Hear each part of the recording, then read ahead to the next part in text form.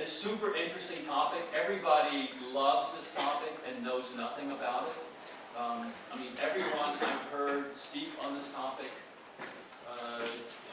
has not added very much to what I think I know already about this, so I'm really excited to hear what Ling Fan has to say tonight.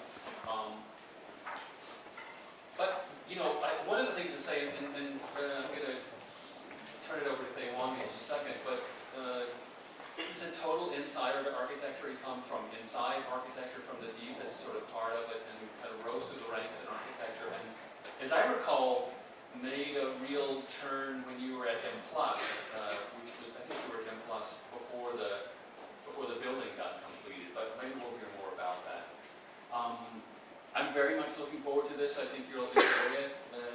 I certainly will, and I'm going to turn it over to Professor Wang Fei, who's going to make a more formal introduction. But I'm really thrilled to have Dr. Fan here tonight. Okay, Fei Wang.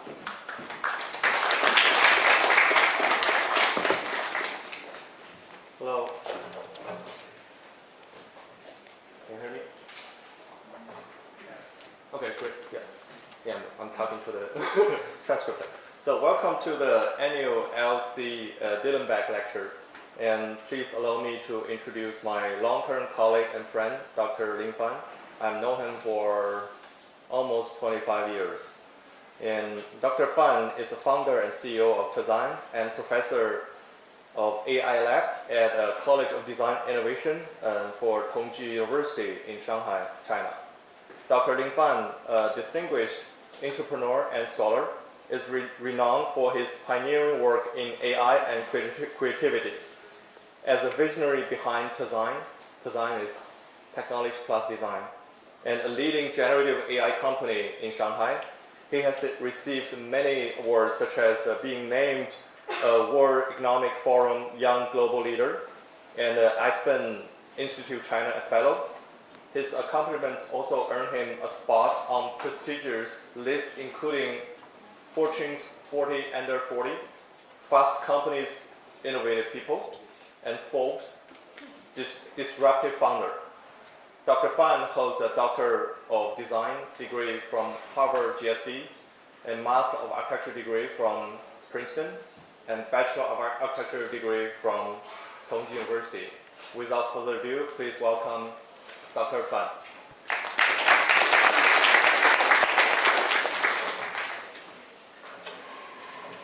Hello, everyone. It's such a great pleasure to be here. I'm moving back to the United States for a long, long time. And it's a great honor to be here that I can share some of my ideas about Design+AI. A little background on myself. Both my parents are art professors, and so I grew up in an art academy since I was born.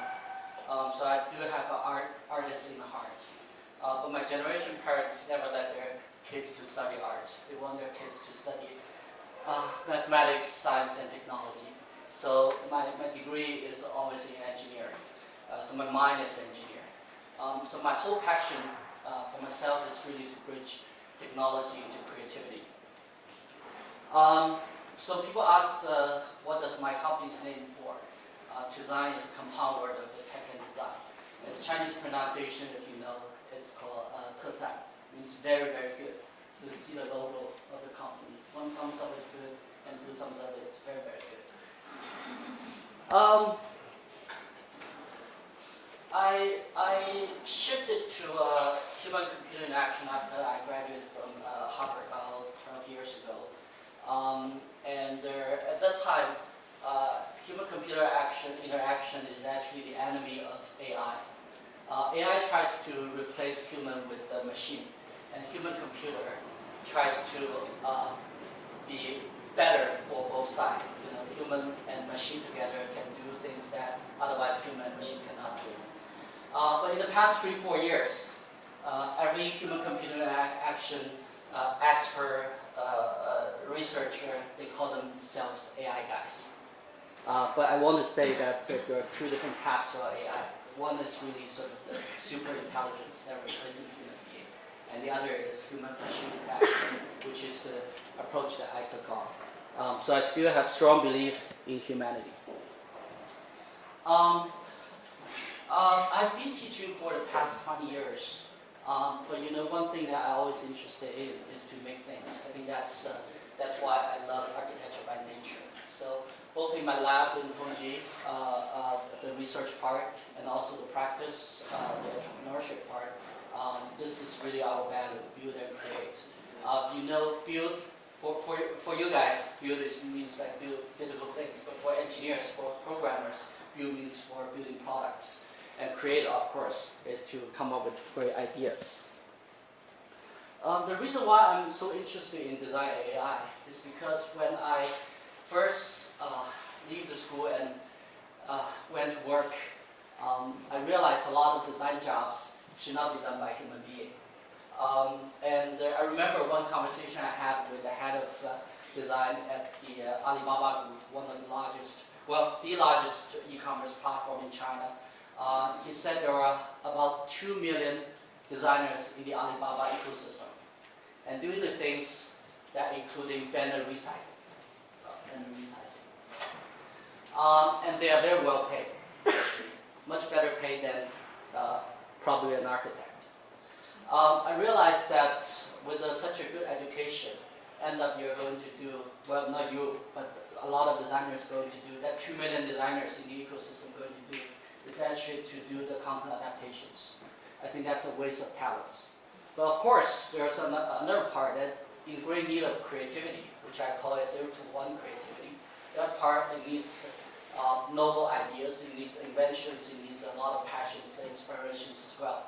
And of course, there's a lot of design that's 1 to infinite that requires probably machine to help. So that was the incentive I had about 9 years ago to start a Design+AI lab. At that time, you know, there's no mid-journey, no stable diffusion, no large language model, no GPT. At that time, the sort of technology were used called deep learning and GAN, generative adversary network. That was a very early stage of generative technology. And when we started this lab, we only have like 3 people. And that was the logo. We actually tried to use AI to generate the logo, but end up I use Keynote to design the logo myself. Count how many circles we have here. There are about 7 circles. And people said, oh, you got 2 Audi cars without 1 rail. It's actually not. It's 1 plus 7 zeros. 1 plus 7 zeros is 10 million. 10 million is the amount of user that use maybe an iPhone to unlock at the same time. So about 9 years ago, that was iPhone 3, iPhone 4, I don't remember. But you can unlock the screen. And about 10 million people unlock the screen at the same time. That was the moment when they just shift the technology from swipe to facial recognition. So facial recognition requires a lot of AI. And facial recognition compared with swipe saves you about half a second. And imagine 10 million people save half a second. What else can you do? So that is something I think very critical for Design+AI. Before, probably design is tailored towards a certain group of people. And after AI, probably design is for the multitude, for a lot of people that use at the same time. Of course, designers can use AI. Nevertheless, I think we need to build AI for designers in the designer's shoes. So it's not engineers' AI, it's designers' AI. If you look at this picture, it's a very quick sort of a brief about the large language model, or let's say how AI can generate image. You have the training data, and then you turn it into algorithm, and then you build a pre-trained model, which you call latent space, and then you generate, you prompt, and then you generate with the result you get. There are 3 pillars for artificial intelligence. One is called computational power, which means GPUs, dominated by NVIDIA. The second is called algorithm, or you could say it's GPT, generative pre-trained transformer, dominated dominated by companies like OpenAI. However, there's another pillar, the third pillar, which is called data. We all heard about this name, right? Data, data, data. No company or no organizations dominating data. Data is everywhere. Data belongs to you. And we can process data. We can codify data, which is very different from algorithm and computational power. Dominated by NVIDIA GPUs and dominated by companies like OpenAI GPTs. So what my lab did is really we were so fascinated about how to turn design into data. But first, there's a huge challenge. If we look at what's happening, the kind of data on the internet, you have two types of data. One is called structured, and one is called unstructured. What is structured data? Structured data is whatever data that you can process through an Excel, right? You can add on Excel the numbers, the calculations you can do on Excel. And all these are structured data. Only occupies about 5% of the data. While on the other hand, so-called unstructured data are the ones that we created. Text, images, videos, three-dimensional models, sounds, etc., etc. Those are called unstructured. Unstructured data is very difficult to process before the AI. You said, I have a lot of unstructured data, but if those data are only the files, it was never being processed properly. So we do some very interesting tasks to turn design into data. And this is the very early, very general way of doing it. If you put an image into GPT, the GPT will explain the image to you, right? How could it do it? It was through this kind of mapping. If you look at the image on the internet, if you know a little bit about the front-end development, HTML and CSS stuff, you see an image, and then inside of the source code, you get ALT equal to a caption, right? So the first image, the caption is socks, the cat sitting underneath the Christmas tree. So that was the caption. And what the large language model did is to turn the image into the binary code, and then to connect that binary code with the captions. So you get 1 to 1, 0, 1, 0, 1, 0, 1, 0, 1, the combinations of binary code of the image, and then connect that to the captions. So there are two problems here. One, it's very literal, right? It's based on the appearance. And the second, if you really think about, for instance, this image, if we're sort of with a little cultural background, you probably would think it's a product line, it's a capitalism. And all these sort of connotations, all these sort of cultural aspects, never show on the captions. So it looked at the image in a very superficial way. So that's what the typical large language models do. Probably a newer version has a better performance, but that was how image would be codified in the large language model. And we did something, I would say, deeper. In 2017, we started a project called Design+AI. If you're familiar with, a little bit with computer science, you probably heard about this name called ImageNet. ImageNet was invented by a lot of scholars. One of them is actually Fei-Fei Li, really the godmother of AI, about 15, 20 years ago. What she did was very simple. Give an image, and then using human to label the image. So basically, if this is the image, and then we, human 50 years ago, would label it with child, face, building, lion, dim sum, etc., etc. At that time, it was, well, if you're a computer scientist, using human to label an image, that looks like very low tech. So she really got some trouble when she applied funding. And at that time she was at Princeton, and all the Chinese students actually volunteered to help her. So that was the sort of initial effort that really to build ImageNet. The importance of ImageNet is that it gives the computer a pair of eyes, so the computer can see, right? But even though you can see, maybe you do not know what is design. Design is not just about looking, seeing, right? It's also about understanding, about appreciating. So what we try to do, show our respect to ImageNet, is do something called DesignNet. Basically, we teach a computer the very basic design knowledge, like teaching my 5-year-old. What's the typeface? What's the color combination? What's the style? What's the tone? And so these two combined together, you can see and you can understand a little bit. But that takes a lot of effort. We did only very little.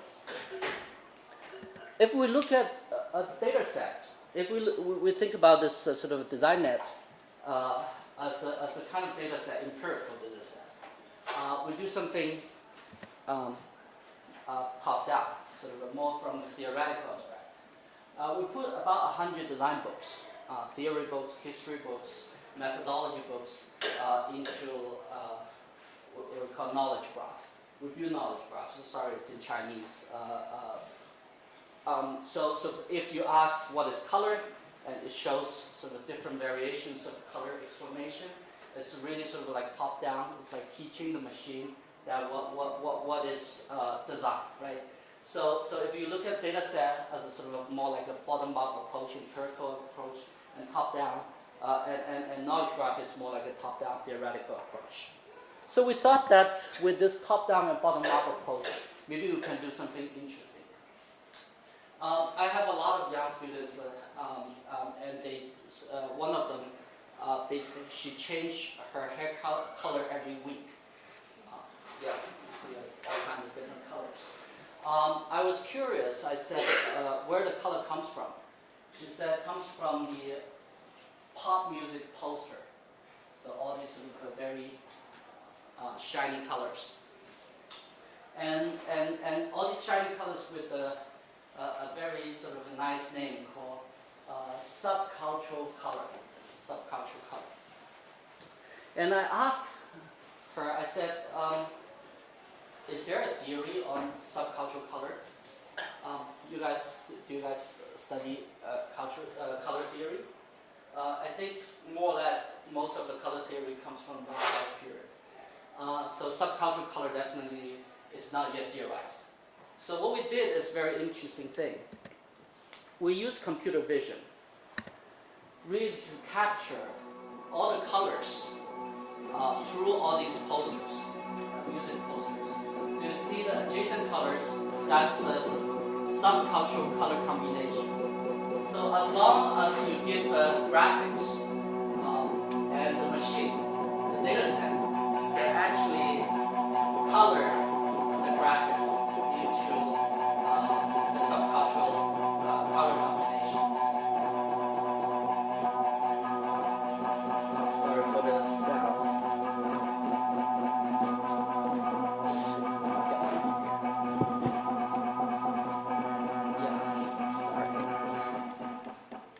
Yeah. And another thing came out, two very interesting aspects came out. One is that, like Dean Speaks just mentioned, M+, a museum in Hong Kong, wants to collect this data set. So that created a lot of trouble. They used to collect works, right, art pieces. How can a museum collect a data set? So we're still working on that, how to collect a data set, right? That's one thing. And the second, when I present this project to some of my colleagues in US universities, they told me that it's a new trend for cultural studies. Before we say cultural study, color is represents one kind of culture. So cultural studies is more qualitative research on culture, right? You read references and then come up with a theory. And in comparison, what we did here was called cultural analytics, basically using quantifiable methods to understand culture. So these two ways complement to each other. Of course, subculture is a cultural phenomenon, but while on the other hand, its color can be highly quantifiable, and it becomes a machine. So we became so fascinated about datafying any design. So we datafied, to just give you some examples. So that this minifigures, a few years ago, it was very popular among the young people. And then we also did, all these are sort of like data sets. And this is one project that one of my students did last year, I think highly interesting. What she did was she tried to use generative AI to understand herself. What she did was to collect the most recent 99 social moments. In China it was WeChat, probably in the United States it's Instagram or Facebook. So sort of and using AI to read the images for the social moments and to classify them. So doodles, photography, books, reading, little moments, etc., etc. And then, so this 99 pieces of images in its social moments aggregates into a data set of herself in the past, let's say, a month, right? That becomes a data set. And then what she did is to use this data set to train a stable diffusion model. And then so that to come up with one image that merges these 99 moments together, that represents her feelings. And although it was very fun on the left, and it ended up with the gate of the temple, which means a lot. So after I saw this image, I don't push her anymore. So that's sort of using AI really to read, to abstract what's sort of otherwise quite diverse or messy. That's actually AI's reading all the images and then generate. So this first bit, what I really try to say is to turn design into data. Like I mentioned earlier, there are 3 pillars for artificial intelligence. And their algorithm and computational power all have very strong player. I don't think we should get in. But in terms of data, we actually can go much deeper in terms of design aspect into it. That's really to turn design into data or metadata. And this process is called decoding. To use AI, cultural analytics, to understand otherwise cannot be understood. A lot of my colleagues challenges me saying that design is such a romantic act. Can it really be calculated? I remember there's a quote by Aristotle saying that the more we know, the more we don't know. I think the more we can compute, the more we try to understand or appreciate the incomputability of design. They're not competing with each other. They're actually complement to each other. This is I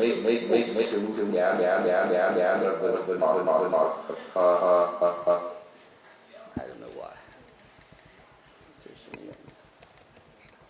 Okay, well, you guys can search that on YouTube. There's a 12-minute documentary on Coppola's notebook. What he did is really sort of showing people that this fake notebook. This notebook has 2 parts. One is in the middle. It's really the novel of the Godfather. While on the other side, he made all these sort of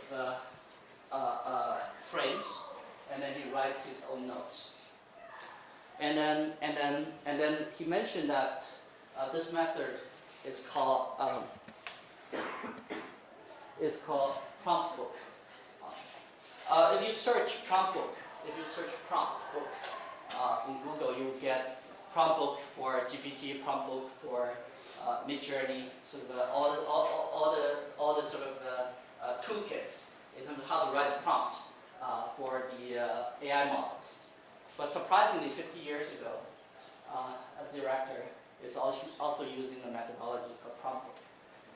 What's here, I would say, is really sort of the design itself, and also all the sort of metadata around this design. And then using the prompt, using sort of extract the ideas through this big book, and then get all the creative ideas out of that. So if we think the first step, the computability of data, is really to understand designs through the lens of artificial intelligence. Then the second part is really to turn the data into design, which is the part that we sort of are more familiar with, is called generation. In 2016, there was a paper called Generating Images from Captions with Attention. Attention is the sort of computational method that the writer used. But the idea was, can you turn the metadata, the captions, back into the design? And at that time, it was 8 years ago, that was the result that was generated. Imagine the Midjourney or Stable Diffusion that you guys use now to generate very well polished results. At that time it was 16 pixels, multiple 60 pixels generation results. A green school bus parked in the parking lot. The green school bus, well, we all see the school bus as yellow, right? So the green school bus is really generated. So that was the time when first ideas was generated. So what we did, we turned this kind of technology, GAN basically, into commercial users. For here, we try to generate posters. Like I just mentioned, a lot of designers are spending time not designing the poster, but to adapt poster into different sizes, different mediums.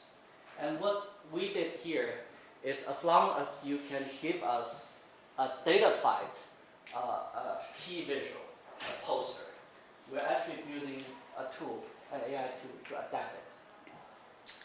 But very few companies can afford this. It took about $10 million to develop one software. Because we need to build the data sets, we need to build the algorithm, we need to build the tools, the user experience.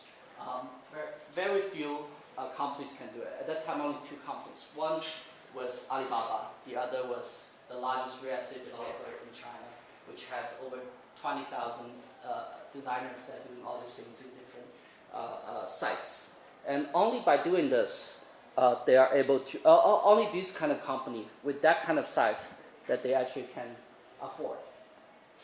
We also try to do things that's not trying to put AI and traditional handcraftsmanship against each other. We're trying to use AI as a tool really to preserve traditional folk arts. And this is one art sort of form that's in Shanghai, Shanghai sort of a Jingshan folk art. And the way how we do it was very simple. The idea was very simple. First, we created data sets, right? We collect all these sort of folk art pieces, original pieces, and turn that into data sets. And then second, we build an algorithm that all these sort of human draw pictures can actually be mapped into a canvas, and then that canvas will generate a picture. But I think what's more interesting is the 2 discussions. One, because we want to preserve, right? We want to preserve instead of replace the work. So we have to choose, do we really want to generate new kind of art, like a style transfer? Or we really want every element to keep with the original, we just want to do the combinations? That's first question. The second was, do we want to do a really perfect result, or we want to do a very rudimentary sort of okay result? As you can see, first we do an okay result. Second, we don't create new piece with a style transfer. We use every element that we can find in the older drawings, and then we just do the combination. You know, AI has advantage and shortages. AI's advantage is always can be optimized to better results. It's so good at creating beautiful drawings, right? Every new version of AI, it creates just better drawings, right? So if you want to teach AI not to be that great, it was very difficult. So that's what we did. Sorry. We also did some other things. This is, remember we have the minifigure data sets, and we try to do a minifigure data set, minifigure generation by ourselves with the big hats and also with a lot of tools. I'm a tool lover. I love all kinds of tools. Maybe you can recognize some of the figures comes from. The second one was Leonardo da Vinci, Isaac Newton. So all these are sort of like the seed. So we build this with the help of an artist. And then we try to create more stuff. Sorry.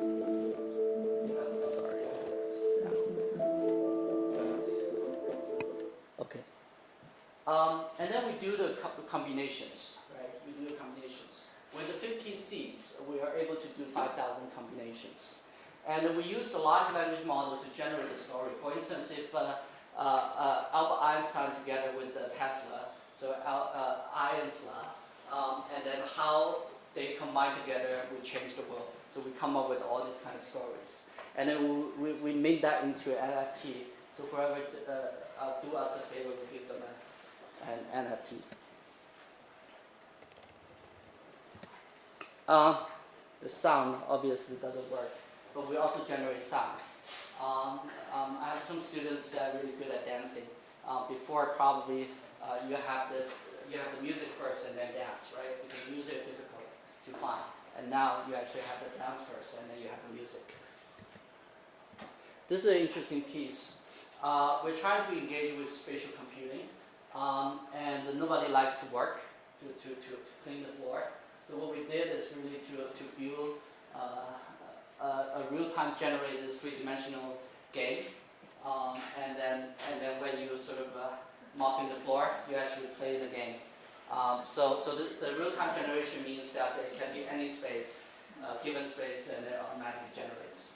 So we're trying to do a lot of this kind of thing. So the generation for us is not just creating beautiful images. It's actually about engaging and take actions. Yeah. So this bit is really sort of what I did in the lab, and we try to do fun things. We try to do things that's not yet commercialized. But at the same time, I met this guy, and he told me that I need to think about how to turn paper into money. Paper. You write papers, right? Yeah. How to turn paper into money. I wrote a lot of paper with Professor Wang Fei, and I suddenly realized that the ones who read our papers were the ones that we already know. So we don't actually need to write a paper. We just need to talk to them. So we spend quite a lot of time in writing papers. But I think that's to really create the knowledge, the value of the knowledge, and then to make impacts, that's important. And this guy gave me the first $50 million offer. I didn't take it. I took some others. And he sort of encouraged me to think really big. Big money, big impact, think big.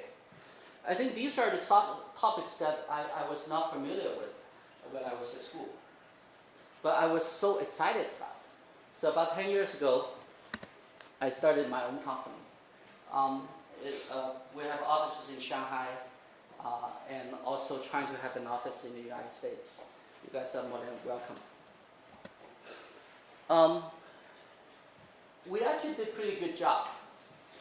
We ranked #1 in terms of the startup companies in China. 3 years ago by The Information, which is a leading sort of a startup media. And also there's quite a lot of exposures. But the challenge for me was to, you see, obviously there's a gap between what I studied, what I researched, and a big impact, right? So I was thinking that all this sort of design AI research is more through the sort of self-driven aspect. If we want to make big impact, I need to think about who will be the users, who will be the consumers, who would pay. And this was something that I come up with. I talked to brands, I talked to investors, I talked to businesses. Why do you need design? And they told me that design is a very good representation of a narrative. So I started looking at not just the design, but what the design created, which I would call it as content. Content is everywhere. Images, the talk, video, sound, everything. But the content is different, slightly different from design. Design probably comes more from the designer, but the content is more or less about who consumes the content. And I love this diagram. It's called the political economy of graphic design. I will also take it as the political economy of content. We're content creators, every one of you. We're also content consumers. But this is really the political economy at the back end. The tools that we use actually highly controlled by very few companies. The media, the sort of content we consume is also highly controlled by a very few platforms. So this is sort of the players.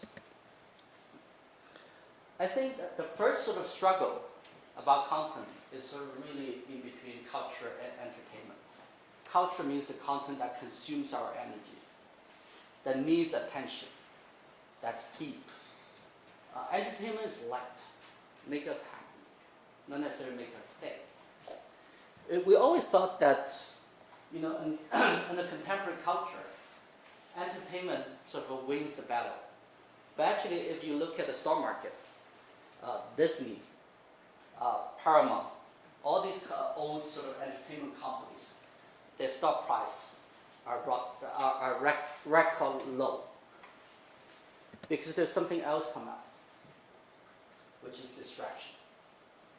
When we browse the internet, when we flick through TikToks, that's actually what we are doing. We're not entertaining, we are being distracted. There's a higher form of distraction, which is called smart recommendation, that make us addicted. As a father, I don't think I like it, but that's the fact. That's the fact that we are facing it. It's not based on design, it's just based on human nature. And the way that we consume all this content is actually through the platforms. And the platforms, I'm not just saying like platforms like TikTok or Instagram. I'm saying in history, wherever we have a communication, there's a content platform. The first platform probably would be a table, and then more people. And then in the Chinese culture, it's probably circle. And then we have a TV. A TV that's, that again, we don't need to talk to each other, we just sit together and see. And we have more TVs. And then PC, personal computer, laptop, cell phones. And so when we got the cell phones, it's not just fragmented content, it's not just about highly sort of dispersed, it's also about personal recommended. So it's actually everyone's cell phone it's a media by itself. So that's the sort of reality that we are facing. We are facing on one hand addiction, algorithm driven, while on the other hand highly fragmented and personalized. So let's come back to the generative AI. The generative AI help us to generate great contents, the content that otherwise you would spend a lot of money to produce, and now just one prompt. But at the same time, like I just mentioned, it's also about understanding. Remember the very early project I had, Design+AI, right? And also the knowledge graph. We don't need that anymore. And the AI, the large language model itself, already can able to understand this image without even input any training data. So this would be a new sort of a platform of content. A content that's generated and a content that's understood and then generate more. So when we talk about content, there's this kind of dilemma. Before, content is a biological production, right? The more we produce, the more labor we need to spend. The better we produce, the more labor we need to spend. So the productivity and the creativity are contradictory to each other. So we have these beautiful ideas, right? And then we spend a lot of time and energy to produce. And we have all these sort of more massive content. And then if we need to create a similar result, we have to sacrifice the idea. This is really sort of a gap between you guys at school and you guys in business. And the business part, you have to produce quite a lot. While at school, you probably can focus really on quality. So I think AI probably create a kind of possibility to solve this dilemma. On one hand, you have the 0 to 1 content. On the other hand, you have the 1 to infinite content. And what AI could do is really help to produce more, easier, cheaper, 1 to infinite content, while human can remain at the 0 to 1. There's one saying in AI called garbage in, garbage out. Garbage in, garbage out. And we always just want to use AI to have a lot of content in a more productive way. But we have to understand it's the human input, the garbage in, or the treasure in, the beautiful in, the beautiful out. So, I'm not going into too much detail of what we do in business, but basically the idea remains. The idea is that we create a platform that aggregates this kind of creative data into one place for the brands. This is L'Oreal, it's a leading cosmetic brands. And then within this sort of platform, all the creativity in the history by designers, by agencies, by marketeers, all aggregates into a data format. And with this data format, on one hand, it monitors how the content are how the content are performing, how the content are doing, while on the other hand, it generates more content through artificial intelligence and through all these sort of technological means. And then with this, just like Kobora's notebook, it actually becomes the prompt book for the brand, that it can extrapolate its early ideas. But it's not necessarily needs of Kobora's talents, because all these sort of ways of doing, it's hard to always get one talent. It actually needs to democratize its creativity to most of the people. Sorry, this sound doesn't work too well. So this is the sort of the things that we do: content production, content management, and content generation, distribution. And along the way, along this sort of 3 steps, there are a lot of AIs helping. AI is not just helping to generate content, but also really to understand, to build a taxonomy, and to understand how a business way of understanding design, to tag and label,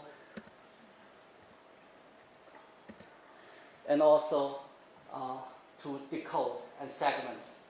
Segment means, for instance, this sort of videos, you actually can separate each frame into different categories. The category of motion, the category of emotion, and the category of character. By doing that, it actually makes one piece of art, one piece of design, rich in terms of how it can train or help the machine to understand. Of course, we do a lot of generations. The generation not in terms of the original idea, but the generation in terms of adaptation. Give you one example.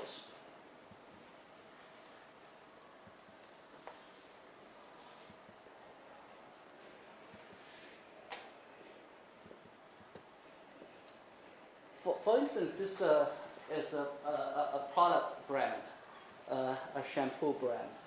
What they did is very interesting.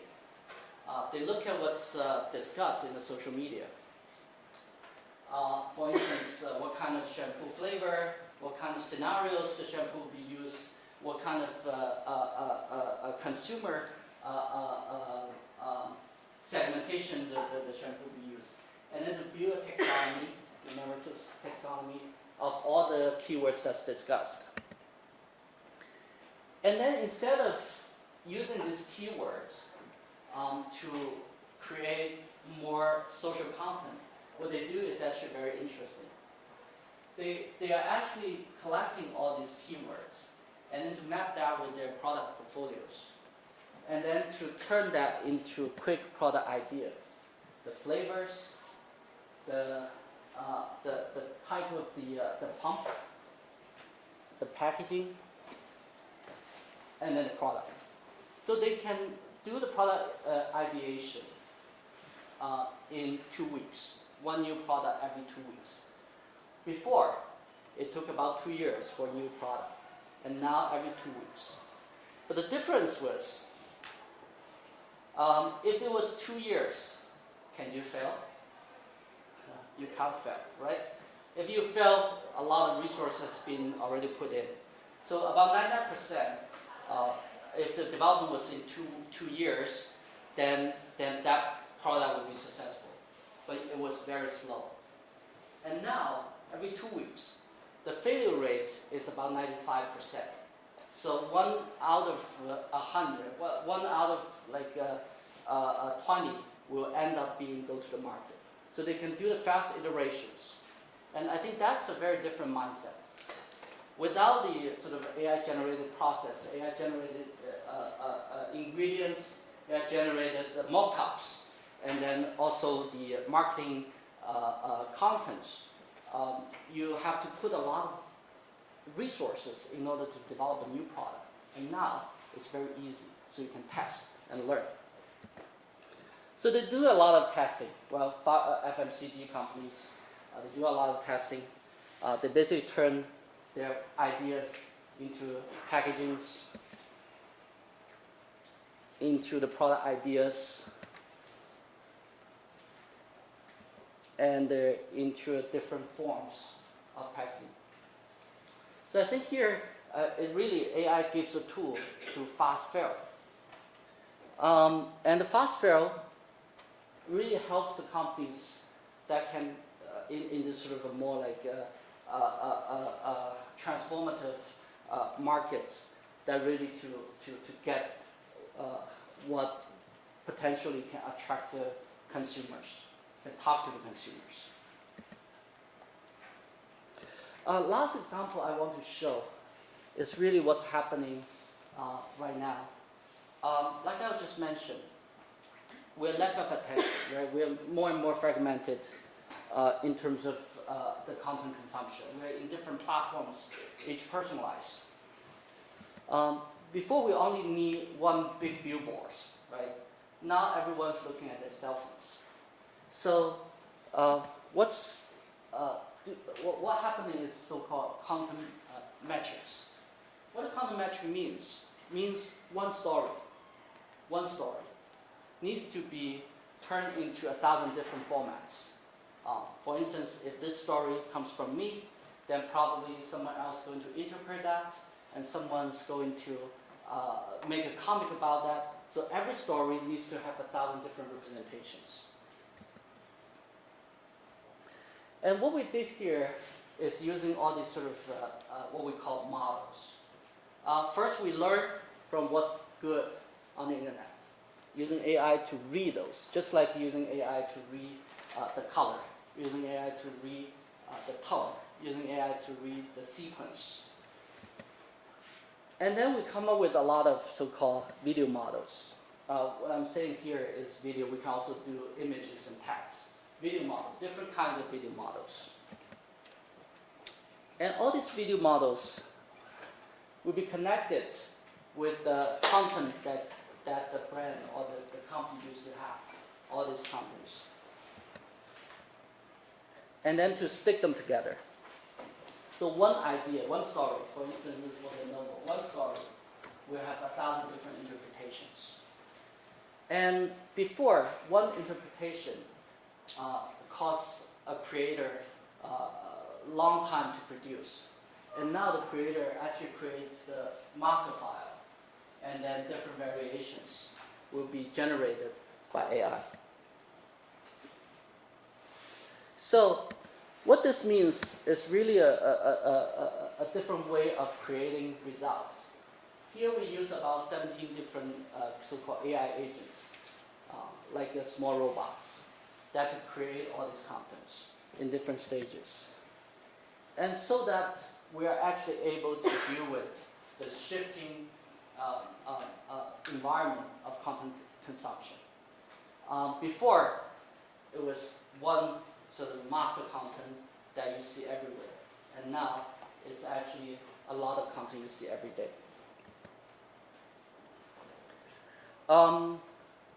We're actually working with a lot of brands. I'm not trying to show the brands, but what I'm trying to say is that a lot of things, actually what we learn is actually through all these best practices. Last, I want to share some thoughts. I talked about my research at the first part, and the second part shift to some of the work that try to have business impact. But I have the following some thoughts that I want to share. First, this was a paper by OpenAI about a year and a half ago called GPTs are GPTs. The first GPT is a technology, generative pre-trained transformer. And the second GPT is general purpose technology, GPT. Which means that, I will argue, it's not the same as parametric. It's not the same as robotics. It's actually a general purpose technology like electricity. And everyone's work and life is going to be altered, changed, reformed by this technology.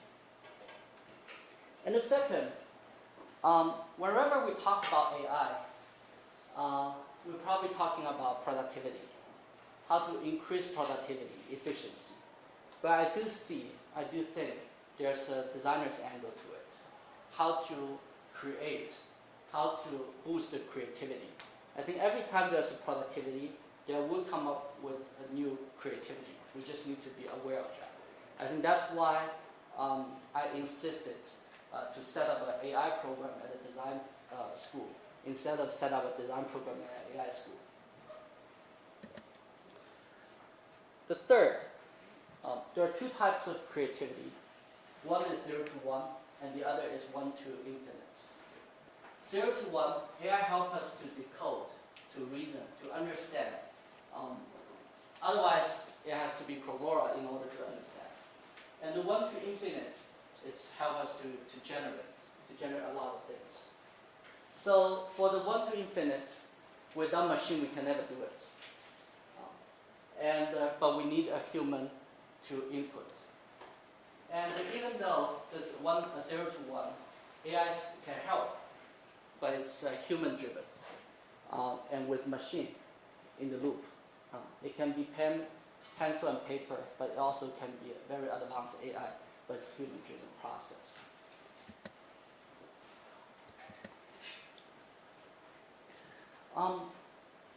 The fourth, AI do play a role when we create. I like this quote by Sam Altman, the CEO of OpenAI. He says, everything creative is a remix of things that happened in the past, plus epsilon and times the quality of the feedback loop and the number of iteration. People think they should maximize epsilon, inspirations, but the trick is to maximize the other two, to maximize the quality of the feedback loop and the number of iterations. I think AI actually can do it. How to do it? This is one way that I propose. To use AI to understand the original idea, and then to use AI to generate, through that original idea, have more results. And if some results do perform well with AI-generated content, then probably we can use that. Just like the shampoo company used that winning ingredients and product idea, and then remake that through the 0 to 1 process. And last but not least, I think there are different dimensions for designers to really come up in an AI world. I call this kind of relationship BMR, brain-machine ratio. Instead of AI or machine replacing human, it sort of coexists. It consists of 3 aspects. One is capability, how AI can do things that we believe it can do. It can do good, it can always do better. And subjectivity, whether we want to work with AI or not. And last, trust. Do we trust the result or not? I like the BMR very much. I even named my own office after BMR. The reason is simple. The reverse order of BMR is RMB, which is the acronym of Chinese currency, so like USD. So I think that if we can come up with a good relationship with machine, a more active relationship, I would say, then we can make more money and more impact. Thank you very much.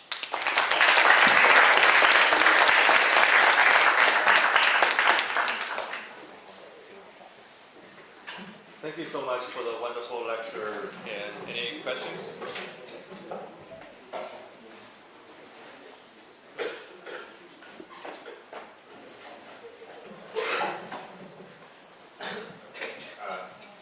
Thank you for the great lecture. It was very fun and insightful. I really love that you touched upon the iterative nature of the design process, and also the great insight of the new currency nowadays is more of a distraction and conviction, which was very mind-blowing. I wonder if I apply that into the design process, like that, as the designer themselves is a consumer of their own iterations. I wonder if the more generation of the iterative processes or results end up in a more distraction on the designer itself and being more inefficient rather than efficient. So I just wonder what sort of thought. Well, sure. I think there are 2 aspects of design. One is that you have the original idea, you produce something, right? But you still need to make adaptations. For instance, if you design a poster, let's use I always say it's a minimal design product, right? A poster. But if you want to put that into a mobile format, you have to shrink it. If you want to put that into a small school billboard, you have to enlarge it, right? I think those work actually take a lot of time. If you remember what you need to prepare before you print a poster, right? I think those aspects is one, I would say, 1 to infinite. And if you have a lot of devices you need to adapt, that's a lot of labor, and probably spend too much time than necessary. But while on the other hand, the iteration process, I think I like the quote from Sam Altman because it not just emphasizing iteration, it also emphasizing the quality of feedback.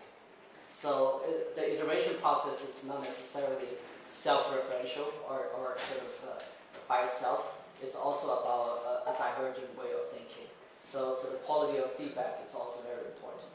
By the way, if you write a paper using GPT, you would probably get a very mediocre paper. But if you put a paper you wrote into GPT and ask for its feedback, it probably gives you amazing feedback. So I think that the quality of feedback is as much important as the iteration process, and it should be open up. It should not just be self-referential. Thank you. More questions?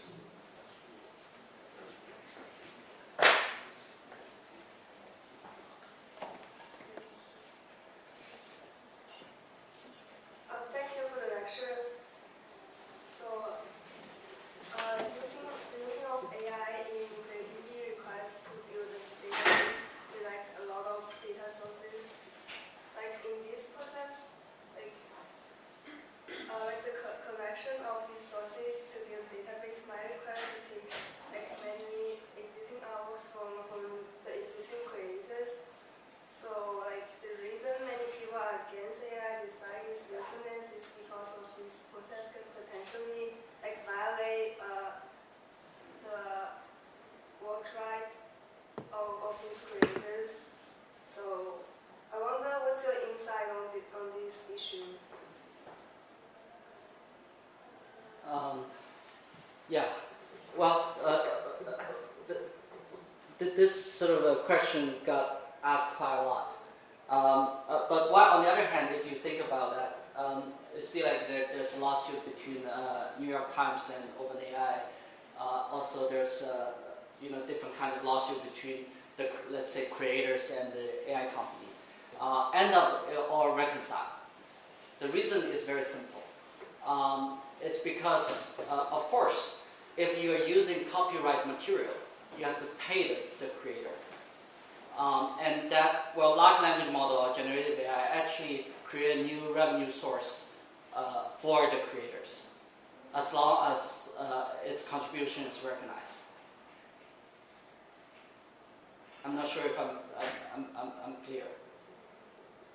Yeah, that's true. But like in some other cases, like if you have to use like 1,000 pieces into like making a model, like it's sometimes like impossible to get permission for all these 1,000 users. And if you couldn't get all the model, like you might not have enough data for the model or making it. Yeah. Well, first, well, I went back to my earlier answer. A large language model, by using the creator's work, actually creates a new revenue stream for the creators. So that's my first answer. And second, of course, right now a lot of technology. Well, if you are not as big as New York Times, you probably are not able to argue with OpenAI, right? And so new technology needs to develop. There's a technology called proof of creativity. Just like blockchain, there's a technology called proof of work, which is using computation to really calculate how much you solve solve that Bitcoin excavation. And similar thing happening at AI as well. It's called proof of creativity. You basically need to have a computational method technology that to really encode what the model has learned, and then to preserve that kind of identity through the whole creation process or generation process. Yeah. So that means a new technology. Thank you. Thank you. First, thank you for the lecture. there was and there will be a lot of guest speakers discussing about the processing AI in this lecture hall in the past and in the future. But you are one of the few that has started dive into the topic of how the use of artificial intelligence as well as the big data affected the cycle of design directly. So here, so I have a question. As the AI developed in the greatly in the last 3 years, the UI and as well as the explanation for the artificial intelligence as well as its tools is becoming even more complicated and less lean by and being understood to most people, which means it's being more complicated, more harder to understand. You talk about the importance of the human-centered AI in your lecture. What's your opinion on this linear? Well, we started using AI to do creative work about 9 years ago, but even so, we have to relearn and unlearn ourselves in the past 2 years because of the large language model and GPT. I think the difference was, I mentioned a little bit, the earlier project we did, it spent a lot of money in order to develop the technology, and the result was not that good even. But now I think we don't need to develop the technology, we just need to use the technology. So 90% of what we do is really using the technology to solve a problem that we think is impactful, both socially and economically. Yeah, so I think that's the difference. Last, I have a question. Just how us, which hold the architecture background, could involve in AI industry, because we know that most people who did AI have very strong science background, like physics, mathematics, and computer science.